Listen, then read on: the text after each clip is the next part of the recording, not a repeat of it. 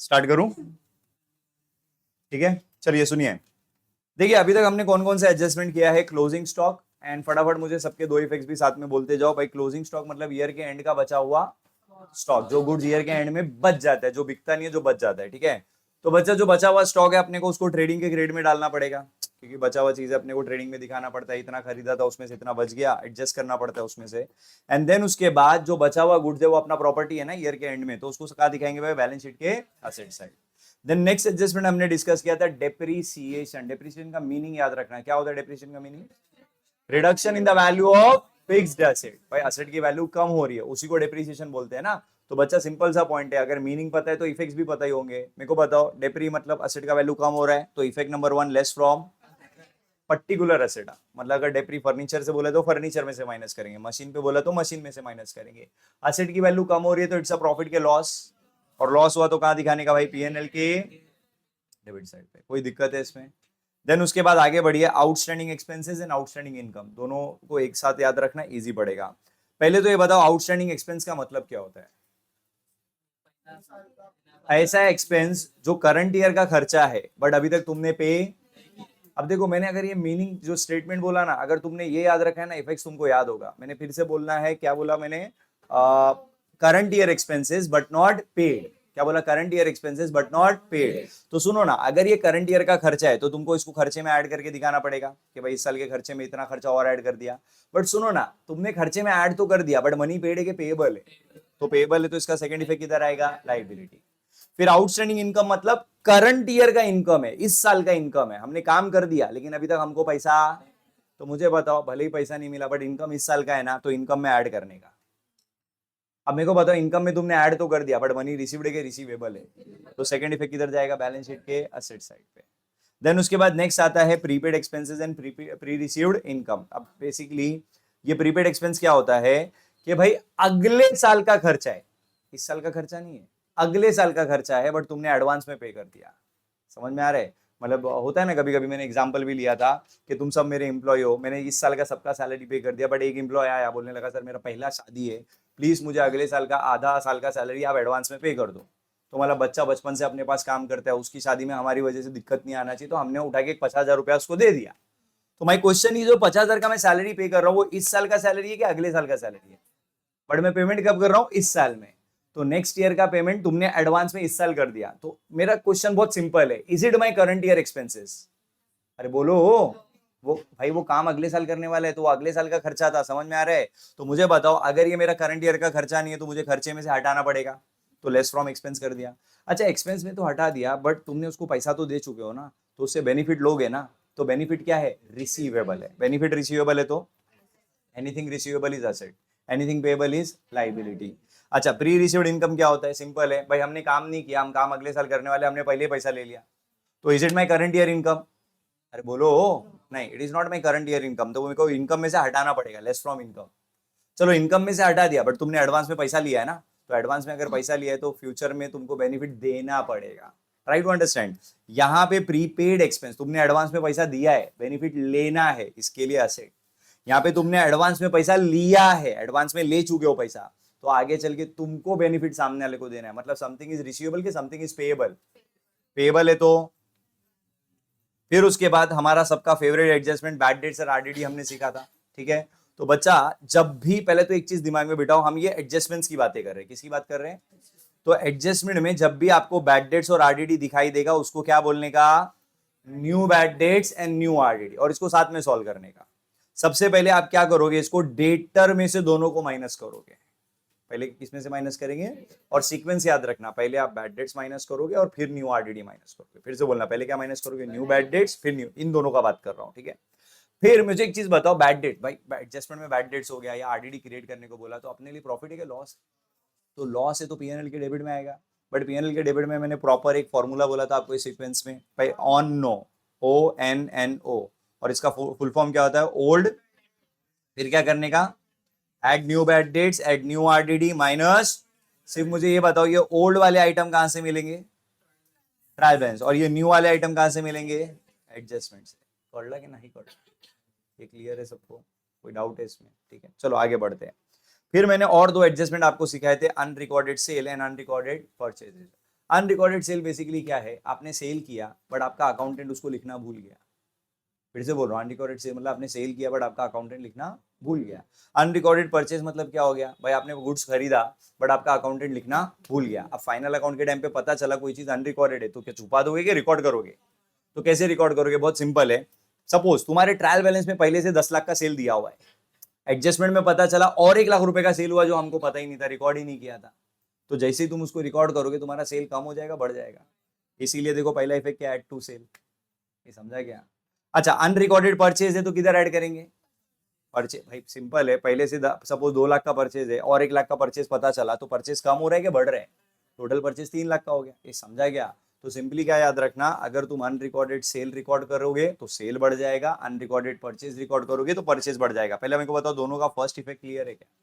अब second effect में देखो, एक चीज तुमको पता होना चाहिए, ये जो अनरिकॉर्डेड सेल है या अनरिकॉर्डेड परचेज है, तुम्हारा दो ऑप्शन है। ऑप्शन नंबर 1, या तो तुमने जो गुड्स बेचा है या खरीदा है वो रोकड़ा देके खरीदा या बेचा होगा, मतलब कैश ट्रांजेक्शन। या दूसरा ऑप्शन क्या है, तुमने क्रेडिट में खरीदा या बेचा रहेगा। तो यहाँ पे अपना अजम्पशन क्या होता है वो भी मैंने बोला था, ऑलवेज एज्यूम कि इट्स अ क्रेडिट ट्रांजेक्शन, मतलब अभी तक पेमेंट हुआ है कि नहीं हुआ है। और उसका रीजन भी मैंने समझाया था, यूजुअली लोग रोकड़े वाला ट्रांजेक्शन भूलते। अगर तुम भूल गए रिकॉर्ड करना, इसका मतलब वो रोकड़े वाला ट्रांजेक्शन नहीं था, क्योंकि कैश ट्रांजेक्शन जल्दी पब्लिक भूलती नहीं है, वो बराबर गिनने में ना गलती नहीं होता है, समझा? तो always remember, in the absence of information अपना अजम्पशन क्या रहेगा, ये जो परचेज है, ये जो सेल है, ये कैश है या क्रेडिट है?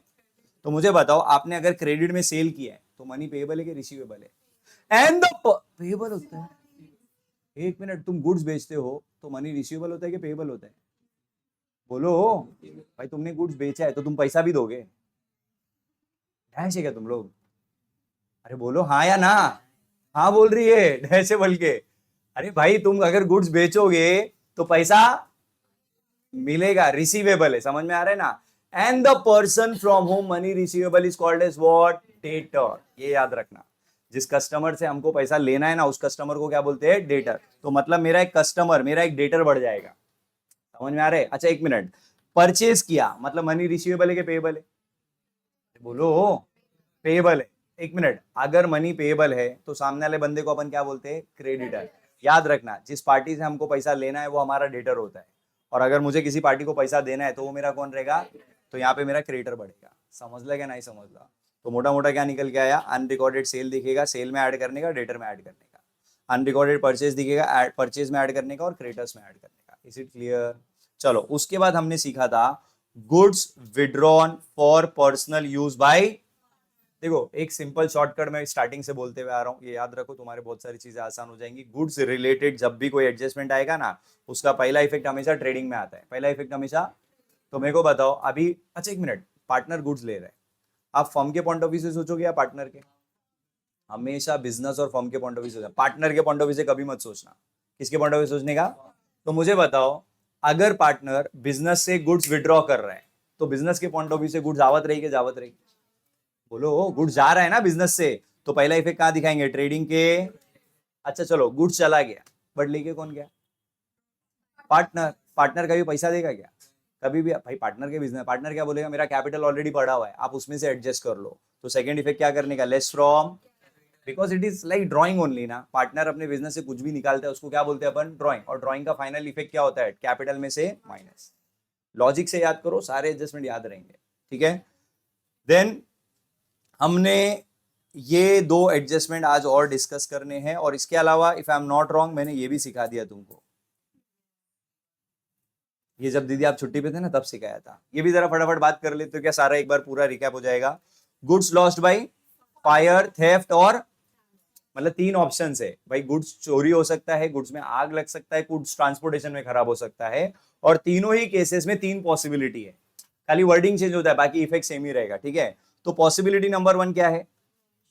मैं फिलहाल बेस है ना आग लगने को ले रहा हूं, मतलब गुड्स में आग लग गया, और जिस गुड्स में आग लगा उसके ऊपर कोई इंश्योरेंस। तो मुझे बताओ, अगर गुड्स पे कोई इंश्योरेंस नहीं है या है, उससे फर्क नहीं पड़ता, आपके गुड्स में आग लगा, ये तो मतलब सत्य बात है ना। तो मुझे बताओ, अगर गुड्स में आग लग गया तो फर्म में गुड्स आया कि फर्म से गुड्स गया? तो पहला इफेक्ट तो फिक्स है कि ट्रेडिंग के ग्रेड में दिखाएंगे। अच्छा मुझे बताओ, आपके जिस गुड्स में आग लगा उस पर कोई इंश्योरेंस है क्या? तो आपको कुछ पैसा ऐसा वापस मिलने वाला नहीं है। तो प्रॉफिट हुआ कि प्रॉफिट हुआ, और लॉस हुआ तो कहां दिखाने का, पीएनएल के। चलो दूसरा, विच इज वेरी रेयर, ये सेकंड वाला केस बहुत रेयर होता है, फुल इंश्योरेंस क्लेम एडमिटेड। मतलब आपके गुड्स में आग लगा, लेकिन कंपनी बोला कि ठीक है, मतलब तुम्हारे गुड्स पे इंश्योरेंस है, और तुमको कंपनी बोलता है ठीक है हम पूरा का पूरा पैसा देने को रेडी है। Claim admitted does not mean पैसा मिल गया। हाँ, याद रखना कि इसका मतलब होता है मनी तुमको अप्रूवल आ चुका है। एडमिटेड मतलब अप्रूवल आ चुका है, पैसा मिल जाएगा, लेकिन अभी तक मिला नहीं है। लेकिन सुनो ना भाई, इंश्योरेंस हो या ना हो वो तो सेकेंडरी है, गुड्स में आग लगा ये तो कंफर्म है। तो गुड्स में आग लगा तो पहला इफेक्ट किधर आएगा, ट्रेडिंग क्रेडिट में। लेकिन इस बार मुझे एक चीज बताना, कंपनी वाले तुमको पूरा पैसा देने को रेडी है ना, तो मनी क्या है, रिसीवेबल है। मनी क्या है, तो बैलेंस शीट में कहाँ दिखाओगे, इस बार पीएनएल में क्यों नहीं दिखाया समझाना, क्योंकि मेरे को पैसा वापस मिलने वाला है, तो मेरा कोई लॉस नहीं हुआ। क्लियर है। अब उसके बाद मैंने थर्ड केस बताया था जो बहुत प्रैक्टिकल है, goods loss by fire of 10,000 के गुड्स में आग लगा, बट कंपनी क्या बोला, हम कितना देंगे, हम सिर्फ 6,000 रुपए देंगे। तो मुझे एक चीज बताओ, अभी इफेक्ट्स ध्यान से सुनना। पहला इफेक्ट, गुड्स में आग लगा, तो पहला गुड्स आवत रहेगी दावत रहेगी। मतलब देखो पहला इफेक्ट है ना, तीनों में सेम है। Effect number 1 trading credit, trading credit, trading credit, क्योंकि उसमें इंश्योरेंस है नहीं है डजंट मैटर। गुड्स गया ये क्लियर है, तो ट्रेडिंग क्रेडिट में दिखा देने का कितने का गुड्स गया, तो ट्रेडिंग क्रेडिट में कितना दिखाएंगे भाई 10,000। पहले ये समझा गया। अच्छा सुनो ना, 10,000 का गुड्स गया, कंपनी क्या बोला, 6,000 दे दिया कि देने वाले हैं, मतलब मनी रिसीव्ड है कि रिसीवेबल है। तो सेकंड इफेक्ट किधर दिखाएंगे, बैलेंस शीट के, कितना रिसीवेबल है। अच्छा 10,000 का गुड्स गया, 6,000 आने वाला है, तो बाकी का 4,000 गया ना, डूब गया ना वो, तो प्रॉफिट हुआ कि लॉस हुआ, तो वो किधर दिखाने का। तो इफेक्ट नंबर 3 भी आएगा इसमें पीएनएल के डेबिट में। और क्या लिखने का ये भी मैंने मेंशन किया था, ट्रेडिंग क्रेडिट में आप लिखोगे भाई गुड्स लॉस्ट बाय, फिर यहाँ क्या लिखोगे भाई, ये 6,000 रुपया क्लेम का पैसा है ना, तो इंश्योरेंस क्लेम लिखने का। और क्या लिखने का, पीएनएल में लॉस बाय फायर। और देखो यही अगर फायर के बदले थेफ्ट होता तो सेम इफेक्ट आता, खाली वर्डिंग चेंज हो जाता। गुड्स लॉस्ट बाय क्या लिखते, और इंश्योरेंस क्लेम, हाँ इंश्योरेंस क्लेम वैसे ही रहेगा, वहां पे इंश्योरेंस क्लेम बाय थेफ्ट नहीं लिखने का, चोर आगे क्लेम नहीं लेने वाला है। एंड लॉस बाय फायर के बदले क्या आ जाता है, लॉस बाय, समझा ना, फायर के बदले थेफ्ट आ जाएगा, और ट्रांसपोर्ट में खराब हुआ तो ट्रांजिट आ जाएगा। इतना संभाल लोगे ना, ठीक है। तो यहां तक का अपना डिस्कशन ऑलरेडी हो चुका है। अब आगे एक और एडजस्टमेंट जो मैं नया सब में करवाने वाला हूं, वो तुम्हारे साथ मैं पहले डिस्कस कर लेता हूं। सुनो, bill receivable dishonour and bills payable dishonour, ठीक है, एक एक करके बात करेंगे। पहले तो देखो, अभी तक तुम्हारा बिल ऑफ एक्सचेंज नाम का चैप्टर ऑलरेडी मैंने करवा दिया है। तो बिल रिसीवेबल क्या होता है, जो लोग नहीं थे भाई, थोड़ा सा आपको थोड़ा ज्यादा तवज्जो देना पड़ेगा, बट समझ में आ जाएगा, टेंशन नहीं है। बिल रिसीवेबल, बिल्स पेएबल अगर आपको याद होगा तो एक डॉक्यूमेंट होता है। बिल रिसीवेबल बेसिकली किसके लिए बिल रिसीवेबल बोला जाता है, मैंने भाई इसको गुड्स बेचा, ठीक है, फिर मेरे को ऐसा देख के डाउट आ गया शायद ये पैसा ना दे, और दूसरा मेरा पैसा भी तो ब्लॉक हो रहा है ना थोड़े टाइम के लिए, तो हम क्या करते हैं, एक डॉक्यूमेंट पे इसका साइन ले लेते हैं। अब इस डॉक्यूमेंट के अगेंस्ट में फ्यूचर में मुझे पैसा मिलने वाला है ना, तो ये मेरे लिए क्या है, बिल रिसीवेबल है, और दीदी के लिए क्या है, बिल्स पेबल। अब हुआ क्या मालूम है, ड्यू टू सम रीजन मैंने 3 महीने का इसको सपोज बिल ऑफ एक्सचेंज पे टाइम लिख के दिया था कि 3 महीने का तू मेरे को पैसा देने का, बट दीदी कुछ परेशान है या बिजी हो गए या शादी हो गए, तो थोड़ा टाइम नहीं मिला पैसा देने के लिए, तो दीदी ने क्या करा, बिल को डिसऑनर कर दिया। मालूम है तुम लोग बोलते हो चेक बाउंस हो गया, चेक बाउंस हो गया, मतलब इंश्योर्ड हो, चेक का पेमेंट नहीं हुआ, तो वैसे ही यहाँ पे बिल रिसीवेबल डिसऑनर का मतलब इस बिल रिसीवेबल का पेमेंट हमको। तो मुझे बताओ, एक तरीके से तुम डिसऑनर को है ना कैंसल समझ के चलो, क्या याद रखने का। तो मुझे एक चीज बताओ, अगर मेरे को बिल रिसीवेबल का पेमेंट नहीं मिला, बिल रिसीवेबल कैंसल हो गया, तो मेरा बिल रिसीवेबल बढ़ेगा कि कम हो जाएगा। सपोज मेरे पास 4 बिल रिसीवेबल है, कितने बिल रिसीवेबल है, जिसमें से एक डिसऑनर हो गया, तो मेरे पास बचे कितना, 3 ना। तो इफेक्ट नंबर 1 क्या करने का, लेस फ्रॉम बिल रिसीवेबल, क्या करने का, लेस फ्रॉम। अच्छा सुनो ना, इसने इस डॉक्यूमेंट का पैसा नहीं भरा, ये डॉक्यूमेंट मैंने कैंसिल कर दिया, बट तुमको क्या लगता है मैं इसको छोड़ देगा, अरे आगे चल के मैं इससे पैसा वसूलेगा ना। तो मुझे बताओ, मुझे इससे पैसा लेना है, तो ये मेरी क्या बन गई, तो इसके लिए सेकंड इफेक्ट क्या आएगा, ऐड टू डेटर्स, क्या हो जाएगा, ऐड टू डेटर्स, समझा गया। अच्छा यही अगर बिल्स पेएबल डिसऑनर हो गया, मतलब इस ये वाला जो डॉक्यूमेंट होता है बिल्स पेएबल, यहाँ पे मुझे पैसा लेना नहीं, मुझे पैसा, लेकिन वो डॉक्यूमेंट का पेमेंट में नहीं कर पाया, उस बिल ऑफ एक्सचेंज का पेमेंट में नहीं कर पाया, तो मेरा कहना इसे बिल्स पेएबल, इस बार बिल रिसीवेबल कम होगा कि बिल्स पेएबल कम होगा, बिल्स पेएबल कम होगा भाई, बिल्स पेएबल कैंसिल हो रहा है ना। बट सुनो ना, बिल्स पेबल के केस में मुझे पैसा आने वाला था कि मुझे देना था, तो भले ही मैंने बिल का पेमेंट नहीं करा, डॉक्यूमेंट का पेमेंट नहीं करा, बट दीदी मेरे से पैसा वसूलेगी ना, तो मुझे अब क्या करना है, मनी रिसीवेबल है कि मनी पेएबल है? अगर मनी पेएबल है तो सामने वाला पार्टी मेरा डेटर बनता है कि क्रेडिटर बनता है? एड टू क्रेडिटर, याद रहेगा। तो सिंपली क्या दिमाग में बिठाओ मालूम है, अगर बिल रिसीव, एक देखो मैं, तुम ध्यान दोगे ना, मैंने जोड़ियों में सब चीज लिखी है ताकि एक समझो तो दूसरा अपने आप तुमको याद रहेगा। बिल रिसीवेबल अगर डिसऑनर हुआ तो माइनस कहां से करने का, बिल रिसीवेबल में से। एक मिनट, बिल रिसीवेबल कम हो जाएगा बट सामने वाली पार्टी से पैसा लेना है ना, तो पार्टी क्या बन जाएगी, तो बिल रिसीवेबल में से माइनस करने का, डेटर में प्लस कर देने का। फिर उसके बाद बिल्स पेएबल डिसऑनर होगा तो बिल्स पेएबल में से माइनस करने का और ऐड किधर करने का, क्रेडिटर में। यहां तक का चीजें क्लियर है, कोई डाउट है? ठीक है, अब आ जाओ अपने इलस्ट्रेशन नंबर 1 पे। काफी अच्छा क्वेश्चन है, ध्यान से देखना। पहला मैं एडजस्टमेंट्स वगैरह डिस्कस कर लेता हूं, देन उसके बाद आप कॉपी करना, अभी साथ में कॉपी मत करो। दया है और क्षमा है, आर पार्टनर्स। भाई पहला सम सबने निकाला है ना, सम नंबर देख लो, इलस्ट्रेशन नंबर 1 दया एंड क्षमा वाला मिल गया? जल्दी जल्दी जल्दी, कौन है, पेज नंबर बता दो जरा सब लोग। अच्छा सुनो ना, आगे बढ़ने से पहले ना, आई थिंक सो ये 10, ये वाले सब एडजस्टमेंट जो तुम पहले से लिख के रखे हो, ये लिखा हुआ है ना, खाली ये 2 एडजस्टमेंट भी ऐड कर लो ना, 11 और 12। और वो भी ऑलरेडी कल लिखवा दिया था ये वाला, इसको मैंने बोला था इसको अलग ही लिखना, लिख लो, बाद में फिर भूल जाते हैं। लास्ट तुमने कहां तक का लिख के रखा है एडजस्टमेंट? अच्छा उसके आगे का लिखा नहीं है तुमने, कुछ भी मजाक करती है। जल्दी लिखिए जल्दी लिखिए।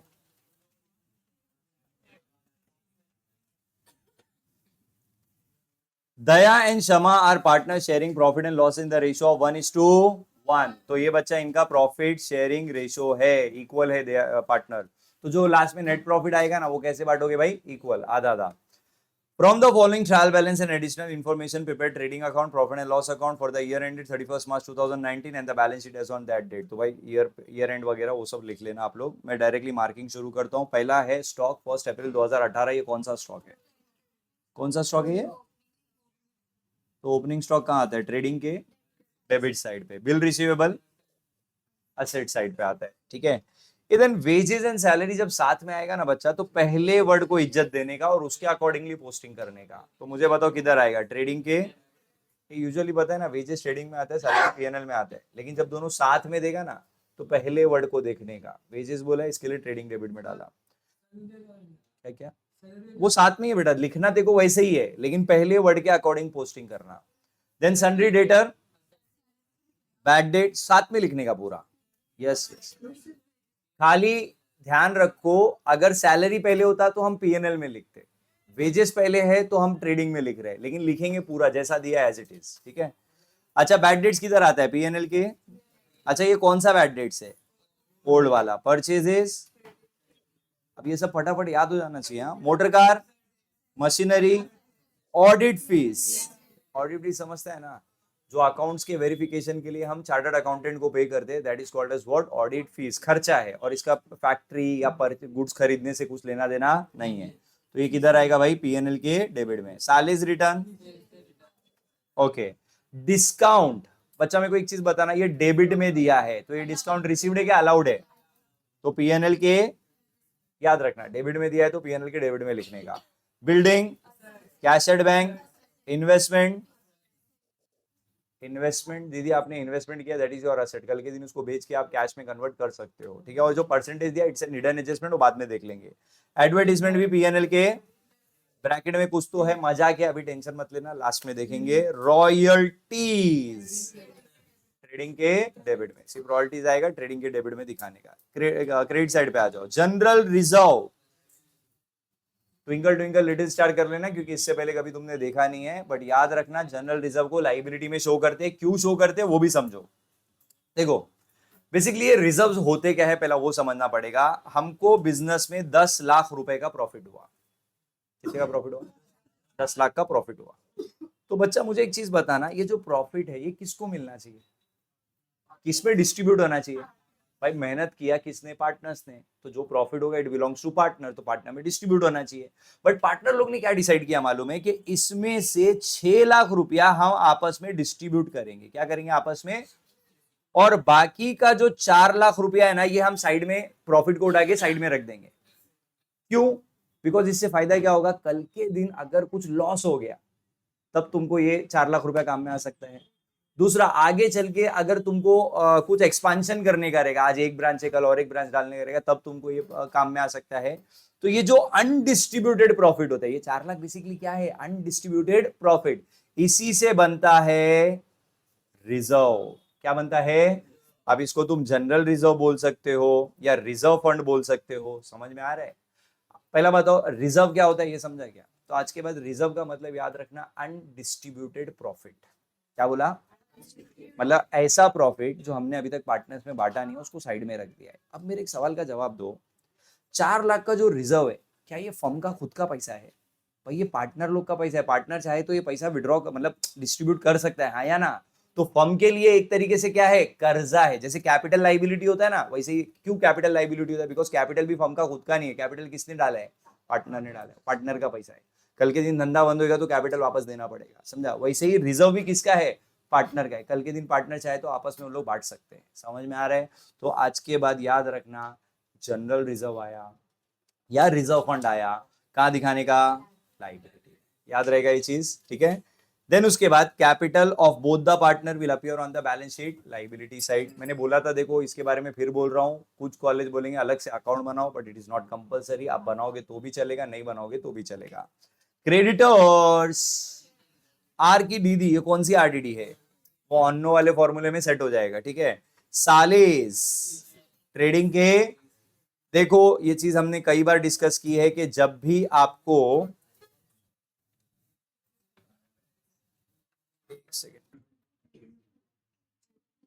ओके, ये बच्चा पार्टी,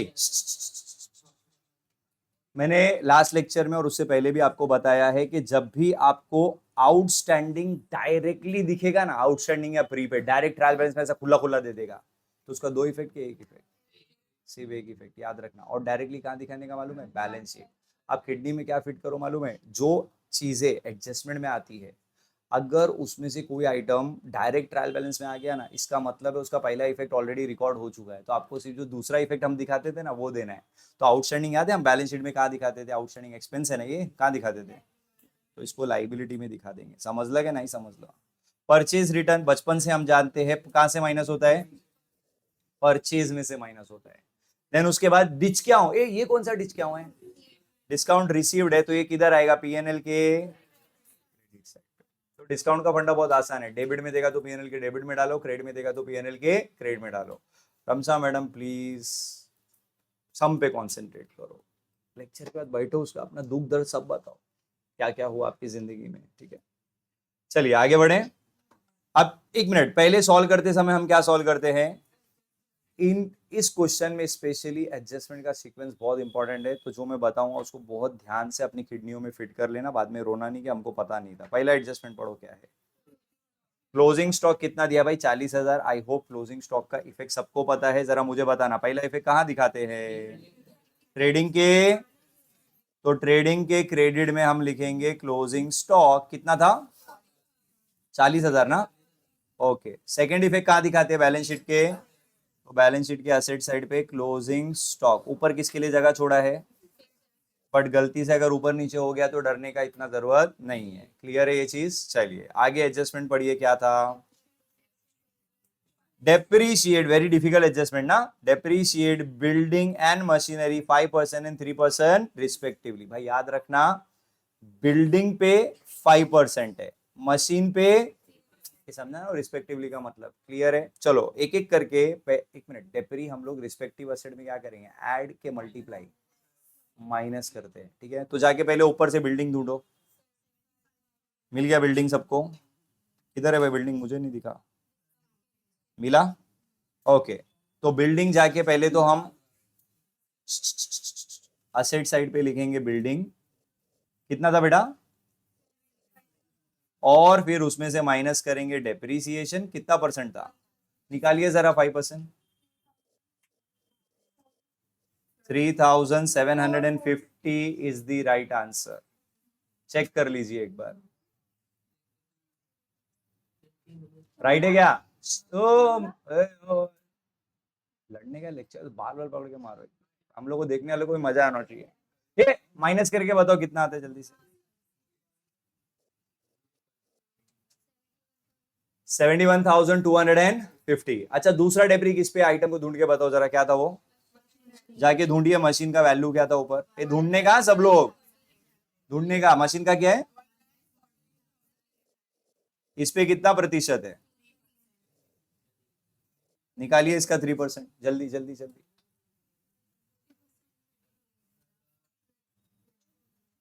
निकालो 3%, कितना आ रहा है?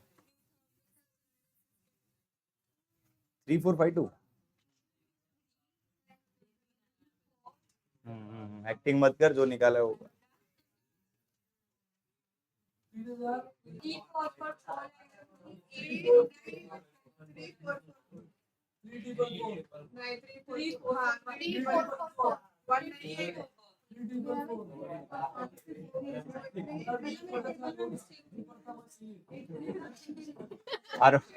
अरफात इज ऑलवेज राइट यार।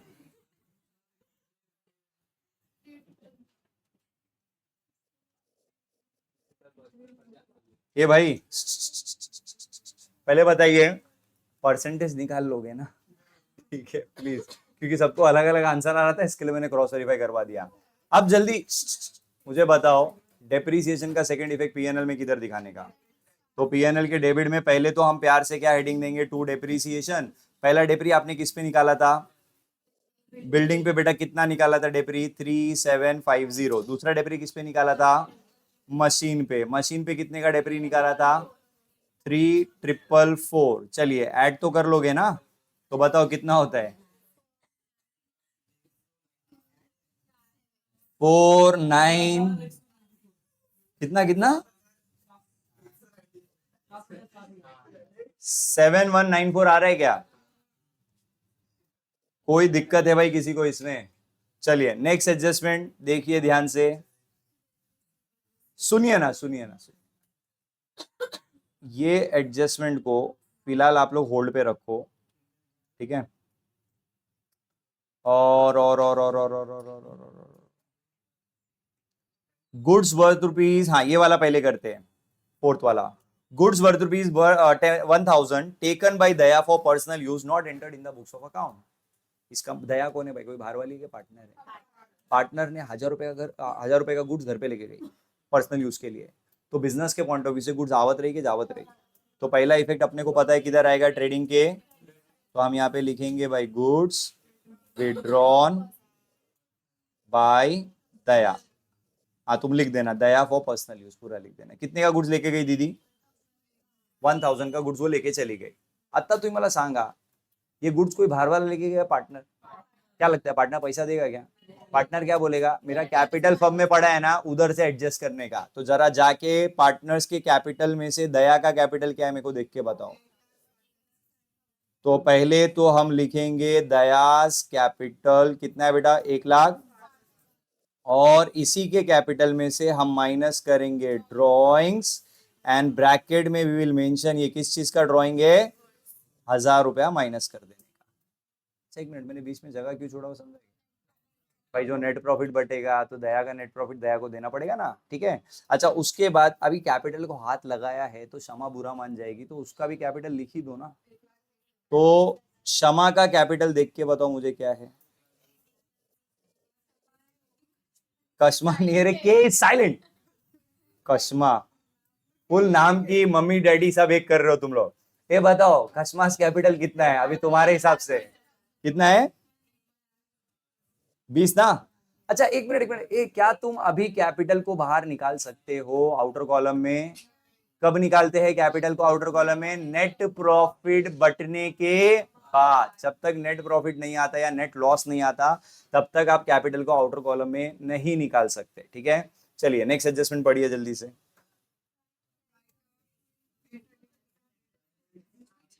बच्चा इसको भी जरा होल्ड पे रखना। राइट ऑफ क्या बोला है?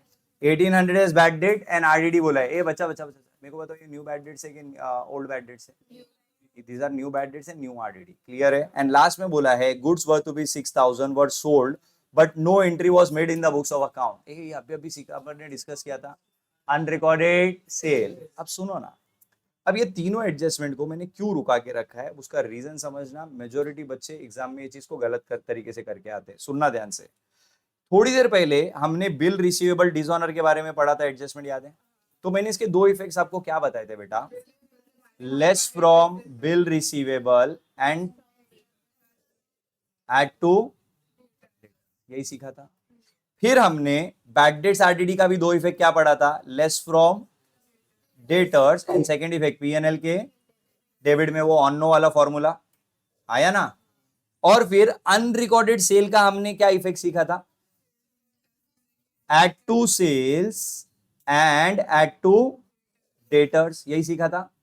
ये सारे एडजस्टमेंट किए थे। तुम अगर ऑब्जर्व करोगे ना, ये तीनों एडजस्टमेंट में डेटर्स का नाम आ रहा है, आया ना। तो अब याद क्या रखना है मालूम है? हमेशा क्लियर अपनी किडनी में फिट कर लो कि भाई डेटर में पहले आप अनरिकॉर्डेड सेल या बिल रिसीवेबल डिसऑनर एडजस्ट करोगे। फिर से बोल रहा हूं, क्या एडजस्ट करोगे? अनरिकॉर्डेड सेल और बिल रिसीवेबल, ये सब पहले एडजस्ट होगा। बैड डेट्स आरडीडी लास्ट में चार्ज करने का, क्योंकि अगर तुमने पहले कैलकुलेट कर लिया ना, तुम्हारा आरडीडी का अमाउंट गलत हो जाएगा। तो अब देखो मैं क्या कर रहा हूं, पहले मैं ये वाला एडजस्टमेंट सॉल्व कर सकता हूं, फिर ये वाला भी सॉल्व कर सकता हूं, और लास्ट में ये वाला करूंगा। Bad debts RDD should be the last. इसके बाद एक और एडजस्टमेंट आता है डिस्काउंट वाला, वो बाद में देखेंगे, उसका अभी फिलहाल टेंशन मत लो। तो अभी सीक्वेंस देखो, पहले बिल रिसीवेबल डिसऑनर करते हैं, ठीक है? मुझे बताओ बिल रिसीवेबल डिसऑनर का दो इफेक्ट मैंने क्या बताया था? लेस फ्रॉम, जाके बिल रिसीवेबल ढूंढो पहले, मिला क्या? अब बताओ डिसऑनर हुआ यानी कि कैंसिल हुआ, तो हम इसमें से क्या करेंगे? माइनस करेंगे ना। कितना? 3000 माइनस करेंगे तो कितना होता है? 25,000। बोलो समझ लगे नहीं समझ लो? फिर इसको ऐड किधर करेंगे? और देखो ये एक ऐसा एडजस्टमेंट है जिसका दोनों इफेक्ट असेट में ही आ रहा है। एक असेट से तुम माइनस कर रहे हो, दूसरे असेट में तुम प्लस कर रहे हो। जरा डेटर का फिगर देख के बताओ कितना था, देख के बताओ जल्दी, फास्ट, जोर से बोल यार। 32। और डेटर में हमको क्या करना है? डिसऑनर बिल रिसीवेबल कितना? 3000। बोलो ऐड हो गया कितना हो जाएगा? 1,35,500। पहले बताइए, ये वाला समझा?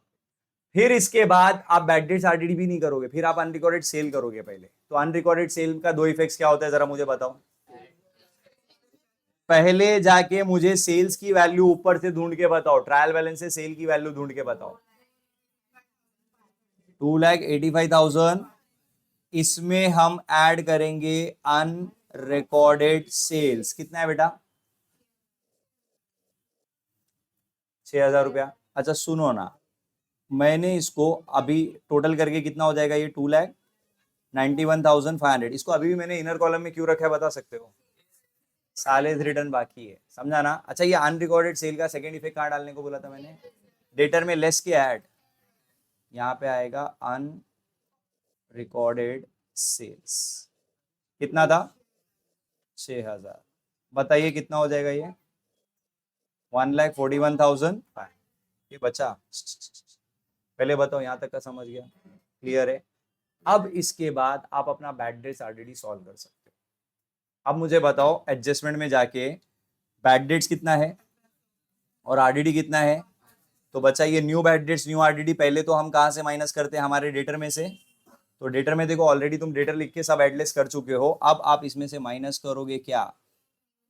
New bad dates. Bad debts पूरा लिखना। हाँ कितना है न्यू बैड डेट्स? 1,800 माइनस करके बताओ कितना बचेगा जल्दी? 1,39,000 आगे 700 कंफर्म, ठीक है। फिर आप माइनस क्या करोगे? न्यू आरडीडी कितना परसेंट है? 5% ऑफ 130। अच्छा 5% किसका बेटा? जो ये फाइनल फिगर आया है ना उसका। इसके लिए मैंने बोला ये लास्ट में आना चाहिए, अगर तुम पहले ही निकाल लेते थे ना आंसर रॉन्ग हो जाता था। तो निकालो 139,700 का 5% जल्दी। 139,700 का 5% निकालो।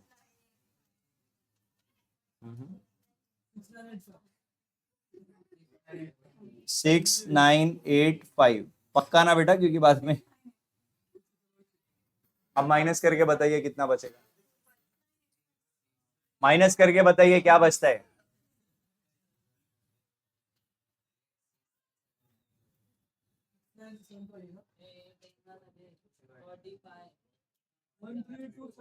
Six nine eight five right है बेटा।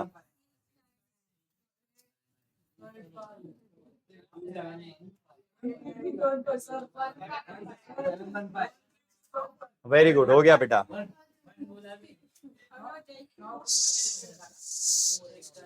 ये भाई जरा फिर से एक बार मुझे बताना, माते माते इधर इधर इधर इधर। भाई हमारे डेटर में पहले कौन सा एडजस्टमेंट आएगा, फिर कौन सा आएगा, उसके बाद बैड डेट्स एंड उसके बाद आरडीडी। तुम आरडीडी पहले चार्ज कर दोगे, तुम्हारा आंसर रॉन्ग हो जाएगा, पूरा मेहनत वेस्ट हो जाएगा। ठीक है, अच्छा सुनिए ना, बाकी सबका तो आपने सेकंड इफेक्ट दे दिया है, खाली अपना क्या बचा है, बैड डेट्स एंड आरडीडी का। बैड डेट्स आरडीडी का सेकंड इफेक्ट किधर आता है, पीएनएल के, और पीएनएल के डेबिट में याद है अपना फॉर्मूला, बताओ पहले क्या आता है, प्लस प्लस और या लास्ट वाला ये ओ क्या होता है, old bad debts plus new bad dates, फिर क्या आता है, न्यू आरडीडी, और लास्ट में क्या आता है, ये फॉर्मूला सिंपली आप याद रखो। अब उसके बाद आपको ओल्ड वाला आइटम ट्रायल बैलेंस में मिल जाएगा, ढूंढ के बताओ ओल्ड ओल्ड बैड डेट्स कितना है, ट्रायल बैलेंस में से ढूंढ के बताना। हाँ मिल रहा है क्या ओल्ड बैड डेट 1000। फिर न्यू बैड डेट्स आपने एडजस्टमेंट या फिर आपने यहां से कॉपी कर सकते हो अपने बैलेंस शीट से। बैलेंस शीट में new bad dates new RDD देखो कितना है, 1800, और 6 क्या था न्यू आरडीडी, 6985। इसका सबका पहले टोटल कर लो पहले जल्दी।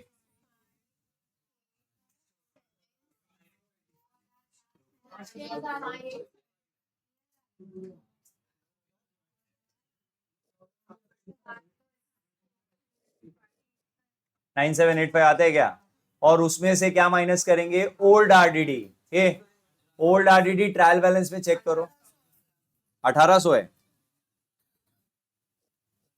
ये पक्का ना ओल्ड आरडीडी 1800 है। ओल्ड आरडीडी मतलब ये क्रेडिट से मिलेगा। हाँ चलो ओल्ड आरडीडी माइनस करके बताओ फाइनली क्या बचता है, बोलिए। कोई दिक्कत, कोई डाउट, कोई शंका, क्लियर है। इस क्वेश्चन में सिर्फ एक ही चीज इंपॉर्टेंट थी, ये डेटर का सीक्वेंस, ये ऊपर नीचे किया तो गड़बड़ है, नहीं अदरवाइज कुछ नहीं था सब में। ठीक है, ए ये दोनों ऊपर नीचे चल जाएगा, कौन सा, ये अनरिकॉर्डेड सेल और डिसऑनर, क्योंकि इसमें तुमको परसेंटेज नहीं निकालना है, तो जिधर परसेंटेज निकालने होता है ना उसका सीक्वेंस का दिक्कत है, ये चल जाएगा। ठीक है, चलो उसके बाद आगे बढ़ो। ये विधि कहने से अपने ये वाले एडजस्टमेंट तो सब हो गए, बट क्वेश्चन में दो हिडन एडजस्टमेंट भी है, एक बार चेक करें। चलो पहला देखो 10% क्या दिया है, अब पहले तो बताओ इन्वेस्टमेंट कहाँ लिखते हैं, तो इन्वेस्टमेंट ऊपर जगह दिख रही तो मैं वहीं लिख देता हूं 10% इन्वेस्टमेंट। कितना था बेटा, फिगर देख के बताइए, 20,000। अब देखो एक चीज है ना, अपनी किडनी में फिट कर लो, आपको इन्वेस्टमेंट से कोई प्रॉब्लम नहीं है। प्रॉब्लम क्या है मालूम है, उसका परसेंटेज क्या इंडिकेट करता है मालूम है, रेट ऑफ इंटरेस्ट क्या इंडिकेट करता है, और अगर रेट ऑफ इंटरेस्ट दिया है तो आपको इंटरेस्ट एक बार कैलकुलेट करके चेक करना पड़ेगा। तो चलिए चेक करते हैं फटाफट, इंटरेस्ट ऑन इन्वेस्टमेंट। ठीक है, तो मुझे बताओ आपने इन्वेस्टमेंट कितने का किया है, उस पर कितना परसेंट है, सुनो ना कुछ डेट वगैरह दिया है क्या, ये डेट पे इन्वेस्ट किया ऐसा कुछ बोला है क्या, तो अगर कुछ नहीं बोला है मतलब पूरे 12 महीने का इंटरेस्ट मिलेगा। लेकिन अगर डेट बोल देता है सपोज 1 अक्टूबर, तो पूरे 12 महीने का मिलता है 6 महीने का, भाई ईयर के बीच में इन्वेस्टमेंट किया तो 6 महीने का मिलेगा ना। तो बताओ इसको कटपुट करके कितना होता है। अब बताना एक चीज बच्चा सोच समझ के, ये जो मैंने 2,000 रुपए का इंटरेस्ट निकाला है, ये आपको पे करना है या आपको मिलना चाहिए, भाई इन्वेस्टमेंट है ना, जब तुम इन्वेस्ट करते हो तो इंटरेस्ट मिलना चाहिए, समझ में आ रहा है। तो अगर ये इंटरेस्ट ऑलरेडी मिला होगा तो ट्रायल बैलेंस में होना चाहिए, तो जरा ट्रायल बैलेंस के क्रेडिट में जाके चेक करो कहीं पे भी तुमको इंटरेस्ट ऑन इन्वेस्टमेंट मिला है क्या, देख लो, क्योंकि इनकम इनकम है ना बेटा, तो क्रेडिट साइड पे ढूंढने का। तो फिलहाल अपने को एज पर दी ट्रायल बैलेंस अभी तक कुछ भी मिला, फिर से पूरा इंटरप्रिटेशन समझो। हमारे कैलकुलेशन के हिसाब से 2000 मिलना चाहिए था, बट ट्रायल बैलेंस के रिकॉर्ड्स के हिसाब से अभी तक हमको कुछ भी मिला। अगर कुछ भी मिला नहीं है, ये मतलब ये मेरा आउटस्टैंडिंग एक्सपेंस है कि आउटस्टैंडिंग इनकम है। और मैंने आउटस्टैंडिंग इनकम का क्या मतलब समझाया था, करंट ईयर का इनकम है, बट अभी तक मिला। तो सीन्स देखो, भले ही मिला नहीं है बट इनकम तो इस साल का है ना, तो पहले अपन जाके इसको पीएनएल जो भी इनकम होता है कहाँ दिखाते हैं, पीएनएल के क्रेडिट में। तो यहाँ पे लिखने का बाय इंटरेस्ट ऑन इन्वेस्टमेंट। कितने का था बेटा इंटरेस्ट ऑन इन्वेस्टमेंट, 2000। अब मुझे बताओ, इनकम है बोल के तुमने क्रेडिट में तो दिखा दिया पीएनएल के, but this income is received के रिसीवेबल।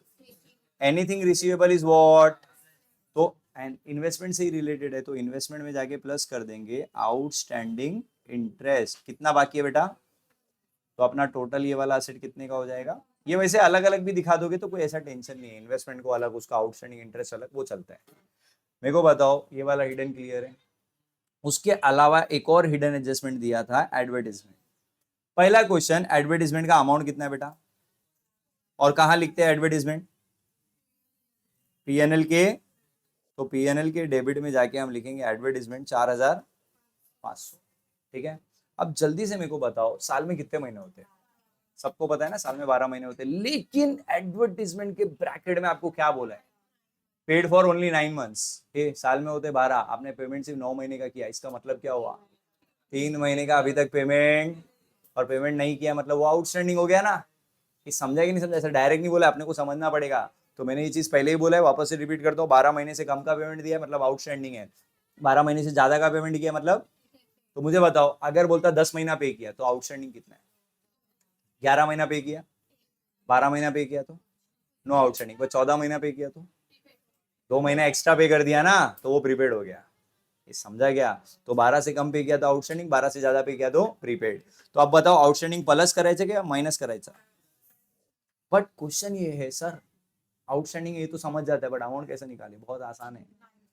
4500 कितने महीने का फिगर है, तो पहले तो इसको 9 से डिवाइड करो तो तुमको 1 महीने का फिगर मिलेगा। तो 500 रुपया जो आ रहा है ये पर मंथ का फिगर है, लेकिन अपना आउटस्टैंडिंग 1 महीने के 3 महीने है, तो कितना हो जाता है, ये 1500 कैसे आया, सबको समझा गया। तो 1500 अगर ऐड कर दोगे तो पूरे साल का खर्चा कितना हो जाएगा, कैलकुलेशन क्लियर है क्या। अब सिर्फ इतना बताओ, आउटस्टैंडिंग एक्सपेंस का सेकंड इफेक्ट कहाँ जाता है, तो लाइबिलिटी में कैपिटल के नीचे थोड़ा जगह छोड़ देना, क्योंकि क्षमा का अपने को नेट प्रॉफिट वगैरह दिखाना है। तो उसके बाद हम यहाँ पे लिख देते हैं आउटस्टैंडिंग, क्या था वो, एडवर्टीजमेंट कितना था, 1500। बोलिए कोई डाउट, शंका पंका कुछ भी है क्या। With this can I say all the hidden adjustments are done. Now we have to do what, posting. फटाफट पोस्टिंग बता दो, टोटलिंग आप लोग करना, लाइन से बताते जाओ। पहला आइटम क्या था, ओपनिंग स्टॉक कहाँ पे आएगा, ट्रेडिंग के कितना फिगर है बेटा, 65,000। फिर बिल रिसीवेबल हो चुका है, फिर वेजेस एंड सैलरीज नहीं हुआ है दीदी, कितना है वेजेस एंड सैलरी।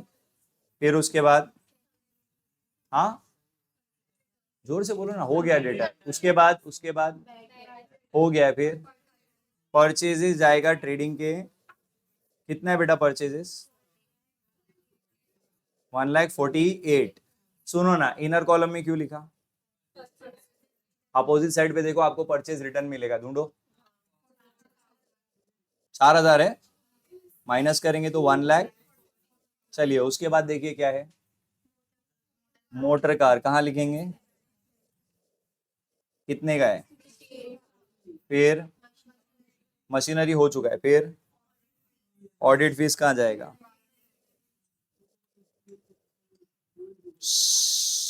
कितना ऑडिट फीस, 1,200। फिर सेल्स रिटर्न, सेल्स ऑलरेडी हमने लिख के रखा है, उसमें से सिर्फ माइनस कर देंगे, कितना 2,000 अगर माइनस करोगे तो 2,89,500। ये समझा ना।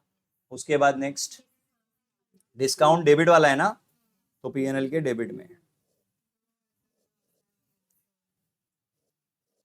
कितना बोला। फिर बिल्डिंग हो चुका है। फिर कैश एट बैंक नीचे असेट में दिखा देंगे कैश एट बैंक, कितना था? फिर क्या था? रॉयल्टीज ट्रेडिंग में जाएगा, कितना है बेटा? फिर जनरल रिजर्व लाइबिलिटी में जाएगा, कितना है बेटा? 14,500। फिर क्रेडिटर्स कितना है? 98,000। फिर आरडीडी हो गया। फिर आउटस्टैंडिंग, तो ये तो डायरेक्ट लाइबिलिटी में आ जाएगा, कितना? 700। फिर परचेज रिटर्न हो चुका है। फिर ये वाला डिस्काउंट किधर आएगा? कितना है डिस्काउंट बेटा? 1800। डन।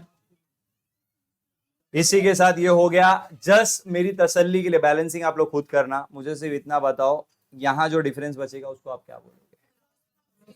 और अगर जब तुम पीएनएल क्लोज करते हो अगर डिफरेंस इधर आया तो, नेट प्रॉफिट इधर आया तो, और जो भी प्रॉफिट लॉस होगा आधा आधा बांट देना, और पार्टनर्स के कैपिटल में तुम क्या कर दोगे? ऐड कर दोगे। तो यहाँ पे चाहिए तो मैं लिख के रखता हूं, दया में दया का नेट प्रॉफिट ऐड करना, क्षमा में क्षमा का नेट प्रॉफिट ऐड करना, और फाइनल कैपिटल को फिर बाहर फेंक देना, समझा ना? एंड फाइनली तुम्हारा जो बल्लू है वो टल्लू हो जाएगा। ठीक है, चलिए शुरू हो जाइए जिस काम में तुम माहिर हो।